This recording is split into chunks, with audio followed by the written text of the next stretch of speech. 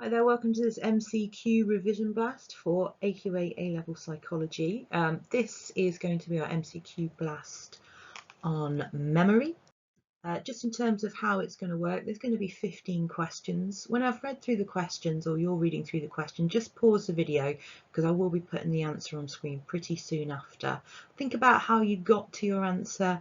Keep a track of your score as you go along. Have a go at some of the other videos that we're going to put up and see which one you do the best on. Okay, on to our first question, which is, which of these statements is not relevant to the sensory register? Is it A, it has a large capacity, B, it has a very short duration, C, coding is modality specific, or D, it has a small capacity? So which one of those statements not relevant? Pause the video, think of your answer. The correct answer here is D, it has a small capacity. In fact, the sensory register has a large capacity, but it has a very short duration.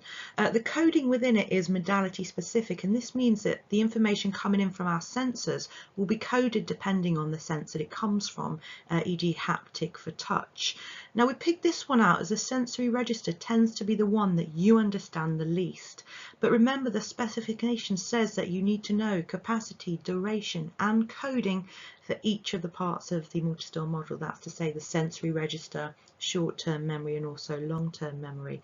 Some people question how it has such a large capacity. Well, if you think about it, your sensory register is taking in everything around you from all of your 5 senses all of the time. The thing is, it just doesn't last too long, so you forget it all really quickly, unless of course you pay attention to the information and start to process it then into your short-term memory. Okay then, question 2. Which of these studies investigated the duration of long-term memory? Sperling trigrams experiment, Barrick the yearbook, Miller magic number, D Badley word lists. So which of these is the duration of long-term memory? So pause the video. Okay, now the correct answer here is B, Barrick. I'll just run through them. Now, Sperling with the trigrams experiment is sensory memory. With the Barrick for the yearbook, this can actually be used to show both duration and the capacity of long-term memory. And it's certainly worth thinking about which pieces of research can double up to link to more than one thing in terms of capacity, duration and coding. If you look at Sperling here, for example, it can be used in more than one area. We've got Badley's research here with the word list, which can be used for coding in both STM and also short-term memory. So don't forget, as well as knowing short-term memory, sensory register and long-term memory, capacity, duration and coding for each of them, you also need to know the research that links to each of those. All right, question 3 then. Which of these statements does not describe long-term memory? A, the capacity is unlimited. B, the coding is primarily semantic. C, the duration can last a lifetime. Or D, the coding is primarily acoustic. So which does not describe long-term memory? So pause the video.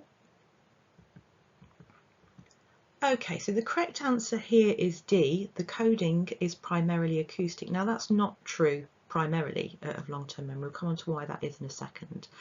So long-term memory is coded semantically normally. Now if you look at Badley's research into coding in STM and LTM, he demonstrates that in long-term memory people often make semantic errors when trying to recall information from long-term memory. And the fact that these individuals are making errors of meaning shows us that the information must have been packaged under meaning in the first place. Similarly, in short-term memory, we tend to make acoustic errors, maybe recalling hat instead of cat. And this shows that the information has been packaged in terms of how it sounds. Now, there is some evidence that LTM can coding acoustically. It's just that this isn't the primary type of coding in LTM. Semantic is. Okay, then on to question 4. Which of these is not a type of long-term memory? Is it acoustic, semantic, procedural, or episodic? So not a type of long-term memory. Pause your video. All right, the correct answer here is acoustic. Now we've picked this out because the types of long-term memory are actually named on the specification, and this is a big deal as it means that you're expected to know a lot about them. For example, you may be given a STEM question asking you to pick out the types of long-term memory from a given scenario. You'll also need to evaluate the types of long-term memory, and in this respect you need to think of evidence that there are types of long-term memory and versus evidence that there's not types of long-term memory. This is certainly an area of the specification not to be overlooked because there's lots of different questions that could come from it. Question 5. Which of the following is incorrect? I'll just give you a moment to read those, so pause the video before I go through the answer. Okay, here. Now the correct answer here is B, so B isn't correct. Evidence has shown that episodic memory is located in the cerebellum. Now it is a difficult question and it's not something explicitly named on the specification in terms of knowing where these are in the brain. So if we look at episodic memory, has also been shown to be involved in the prefrontal cortex, semantic in the temporal lobe, procedural memory in the cerebellum and motor cortex. So I guess you're wondering, well, why does it matter if it's not named on the specification? It matters because it's something that you could pull in for your evaluation. The fact that brain scans have shown us that different areas of the brain are involved in different types of long-term memory helps support the idea that there are different types of long-term memory. It's also useful information to know if you are asked a question in terms of how the types of long-term memory are different. So as well as describing what they are and how that makes them different, the fact that the areas of the brain they're located in is also different, is also a clear difference with them. Okay, on to question 6. So Maria was trying to carry out 2 visual tasks at the same time and found that she found it harder than her friend Jane, who did each of the tasks separately. Which of the following would explain why that was? So we've got A, Maria's episodic buffer was overwhelmed. B, Maria's visuospatial sketchpad had limited capacity. C, Maria's episodic buffer linked to LTM. Or D, Maria's phonological loop has a limited capacity. Pause the video and think of your answer. Alright, correct answer for this question is B, and we've seen questions like this before in the exam, and students often seem to struggle with understanding what we call these dual task type questions. So it's worth considering that people find it easy to do a visual and acoustic task at the same time and difficult to do 2 acoustic or 2 visual tasks at once. The reason being is that the visual and acoustic tasks use separate parts of STM, and these separate parts of FDM have their own kind of capacity and duration. So dual tasks like these are great support for the working memory model and the existence of the separate slave systems within STM as well, because it basically shows us that they're different. All right, question 7. Which of the following would you not use as an evaluation of the working model of memory? So we've got A, it's only a model of short-term memory. B, studies used to support it often lack ecological validity. C, not all parts are really understood. Or D, there is a lack of detailed case study support. So which one of those would you not use as a negative evaluation? Okay, now the correct answer is D. Well, D is not valid, of course, because there is lots of detailed case study support. For example, you can use KF to support the working memory model, and you can also use KF to refute the multi-store model. A is it's only a model of short-term memory, and that is true of the working model of memory. You know, when you compare it to the multi-store that talks about the sensory register short-term and long-term, the only fleeting reference the working model of memory makes to another store is the link between the episodic buffer and LTM. Studies used to support it often lack ecological validity. That is true of memory research and is a criticism that we see written again and again in the exam, which is fine so long as that criticism is elaborated on. C, not all parts of it are understood, and that is true. There is a lot of criticism, particularly with the central executive, in terms of how poorly understood that is. Okay, question 8. There is a lot we could say in describing the central executive, but which of these would make the examiner hit X, i.e. I don't like that? So we've got A, it has a limited / any capacity. B, it directs attention to the slave systems. C, psychologists still aren't quite sure what it does. And D, it processes only visual information. So which of those is incorrect about the central executive? So pause your video. All right, the correct answer there is B, because of course the central executive processes any incoming information. Now, the central executive is a poorly understood concept that it says there in D. I think even Badley admitted that he wasn't quite sure what it actually does. In terms of what we do know about it theoretically is that the central executive directs attention into the different slave systems. People often use the analogy of a boss of a large company. The jobs come in and he basically just passes them on to the people who, let's face it, are probably more qualified than him to deal with them. I suppose the central executive in this sense is little more than a glorified postman. Okay, number 9. Proactive interference is not A, part of interference theory, B, an explanation of forgetting, C, when new information interferes with the ability to remember old, D, when old information interferes with the ability to remember new. Pause your video. Okay, now the correct answer here is C. So that's what it not, because C on there is actually a definition of retroactive interference. So proactive interference is part of interference theory. Interference theory, of course, is named on your specification. It's also an explanation of forgetting, which explains how we forget certain things. And what it is when old information interferes with the ability to remember new information. And a lot of students do get these two mixed up, proactive and retroactive interference. And I think indeed a lot of teachers, I think, as well, let's be honest, because they're quite difficult. Problem is it can cost you in the exam if you're going to get these kind of wrong. I've put a little mnemonic there on the slide that might help you remember the difference between the two. And just to give you an example as well, think of proactive interference when you go on holiday and you're perhaps driving on the opposite side of the road. So you're driving on the right hand side of the road instead of the left, and you find yourself kind of slipping back into the old patterns of thinking and trying to drive on the left. And I guess then retroactive interference might be, you come back after a couple of weeks on holiday and you're driving along the lovely English roads and all of a sudden you find yourself on the right hand side. It's because the new information there was interfering with the old information. All right, question 10. Retrieval failure as an explanation of forgetting links to lots of key terms, but which one of these is a red herring? Is it A, proactive retrieval failure, B, state dependent, C, encoding specificity principle, D, context dependent? Pause the video.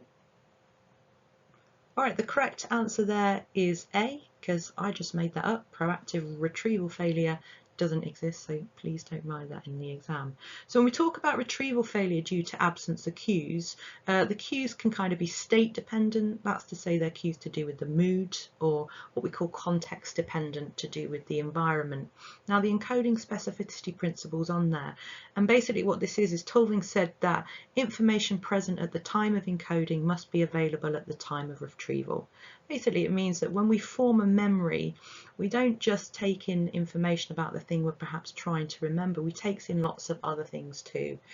So perhaps things to do with the mood that we're in, maybe we're feeling a bit tired at the particular time. We also take in things about the environment.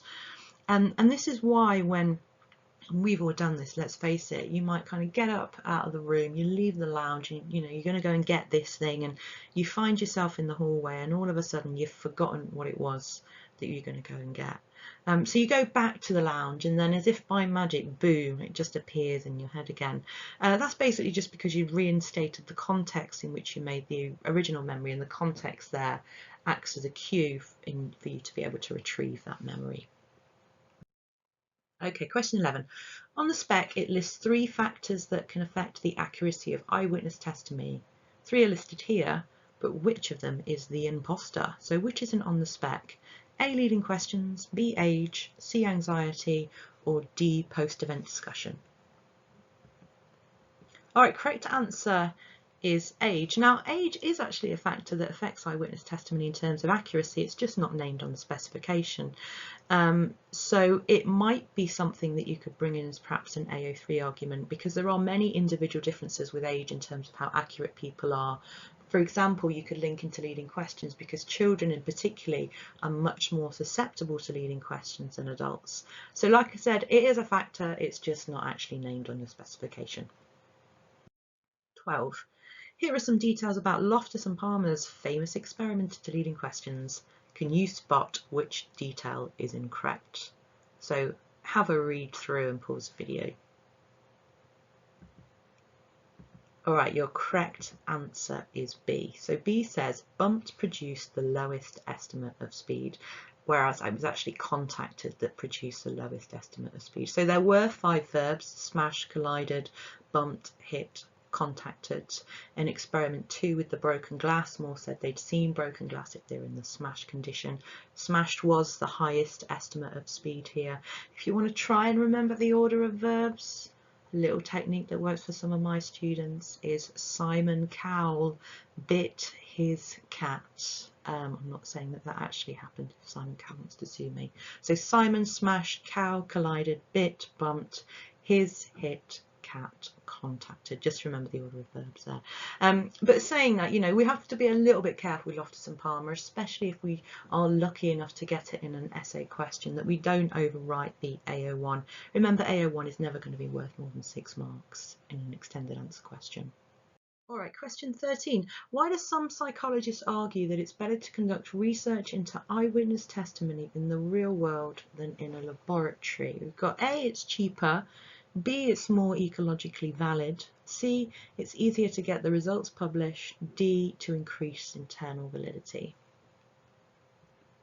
Okay, the correct answer here is B, it's more ecologically valid. Of course, if you conducted research in the real world, it would arguably decrease the amount of internal validity it had. The key thing here is, can you explain why? Now, this point about ecological validity is perhaps the biggest criticism of research into eyewitness testimony. In the classic Loftus experiments, you know, people watch the videos of car crashes. Now, what we often get from students is really generic comments about Loftus and Palmers research lacks ecological validity, and that's basically it. You have to be able to explain this criticism. For example, Loftus and Palmers research lacks ecological validity, as in real life when we witness a car crash and are asked questions about it, we didn't just watch it on a video. It's in actual real life. So if you think about it, the effect on people is going to be so much more different. You could even argue the amount of anxiety that the experience is going to increase dramatically. And we know anxiety is also a factor that affects eyewitness testimony. So please, when you're writing your AO3 and you're using ecological validity, and this applies anywhere, not just in memory, have a hook for it. Make it stick to that paragraph. Avoid those generic AO3 points. Number 14, which are the correct 4 parts of the cognitive interview? So if you want to pause your video and read through, and I'll come back with the answer. All right, so the correct answer here is C. Reinstate the context, change the order, change the perspective, and report everything. A couple of those have got a report to the police on. We hope you've done that anyway. So those are the parts of cognitive interview. And it says there, well, can you write questions based on these? Students tend to be really good at describing what these are. But in a lot of questions, the way the questions are worded infer that they actually want you to write a question based on a particular part of the cognitive interview. We often see these types of questions in STEM questions. So if you're asked to do this, just make sure that what you're writing is very, very well contextualized within the STEM. You must go beyond just, for example, mentioning a person's name in these application type questions to really make sure you get those application marks. Final question is question 15. When comparing the cognitive interview to a standard interview, which of these statements is not valid? We've got A, the cognitive interview will probably take longer; B, the cognitive interview needs trained officers to carry it out; C, the cognitive interview is more effective at improving the accuracy of eyewitness testimony than the standard interview; D, it's illegal to do a standard interview. So which one of these is correct? That's not valid even. A, B, C or D? All right, it's D. Okay, it's not illegal to do a standard interview, but police officers shouldn't be using it. The reason that we've thrown this in is you're going to need to know not just what the cognitive interview is, but also how it's different. The cognitive interview and how it's phrased on the specification is how the cognitive interview can improve the accuracy of eyewitness testimony. Now, in order to do that, you need to be aware of what police forces actually use before the cognitive interview. Now, evaluations of this in this area of the specification can be focused, for example, on why it's better than the standard interview. So we might talk about the fact that what we get from a cognitive interview is in a lot more detail. With the cognitive interview, we don't have the leading questions and we know the negative effects they have. Or you could also focus on some of the issues of the cognitive interview. So the cognitive interview in comparison to the standard interview obviously is a lot more time consuming because there's 4 parts to it, and we're encouraging witnesses to kind of speak as much as they can. One of the additional parts of the cognitive interview that's not actually listed on here is the problem with reliability, if you like. Police forces tend to cherry pick the parts of the cognitive interview that they want to use, and that makes it very, very difficult to judge how effective they are, because whenever we're going to compare across police forces, they may have used different methods, which is a problem with consistency and therefore a problem with reliability. All right, just to finish off, these are just a few top tips in terms of memory. Some of these apply across all different areas. Number 1 is know the terminology and be ready to use it. Memory, just like all of your psych subjects, is filled with key terminologies, and the examiners are going to expect to see that in your answers. Don't mix up the multi-store model of memory and the working memory model. And no matter how many times I say this, it seems that some students in their mock exam inevitably will get these two mixed up. I've spoke about avoiding that generic evaluation. We want to know more than it lacks psychological validity. Don't overwrite your AO1. Like I said, that's maxed out on 6 marks. If you spent longer than 6 minutes writing about it in an essay question, you're going to run into your AO3 and your AO2 marks if it's an application question. Know your spec inside out is about knowing what's in the different areas of the specification in terms of what goes where, so you're going to know what to use in a question. AO2 is more than just a name, means that in those STEM questions you have to go beyond just mentioning the person's name in your answer. And do not forget, research methods is everywhere. It can appear on any section. Good luck.